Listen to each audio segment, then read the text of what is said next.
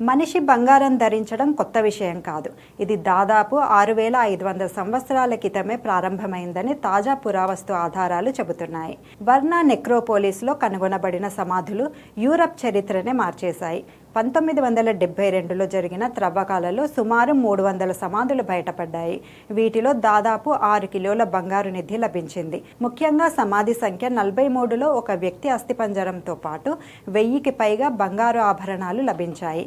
కిరీటాలు, కంకణాలు, ఆయుధాల ఆకారంలో ఉన్న ఈ బంగారు వస్తువులను చూసి అతడు ఆ కాలపు శక్తివంతమైన నాయకుడు లేదా యూరప్ తొలి గోల్డెన్ కింగ్గా భావిస్తున్నారు. ఈ ఆవిష్కరణ కాలపరంగా గిజా పిరమిడ్స్ కంటే దాదాపు 2000 సంవత్సరాలు పూర్వం నాటిది. అంటే రాతి యుగం ముగియక ముందే మనిషి లోహాలను ఉపయోగించడం ప్రారంభించాడని అర్థం. ఈ సమాధుల్లో కొన్ని చాలా సంపన్నంగా ఉండగా మరికొన్ని సాధారణంగా ఉండడం గమనార్హం. దీనివల్ల అప్పుడే సమాజంలో వర్గాల మధ్య తేడాలు ఉన్నట్లు స్పష్టమవుతుంది. మొత్తంగా చూస్తే మనిషి అభివృద్ధి, సంపద, శక్తి వేల సంవత్సరాల క్రితమే బంగారంతో మొదలయ్యి ఉండవచ్చని అర్థమవుతోంది.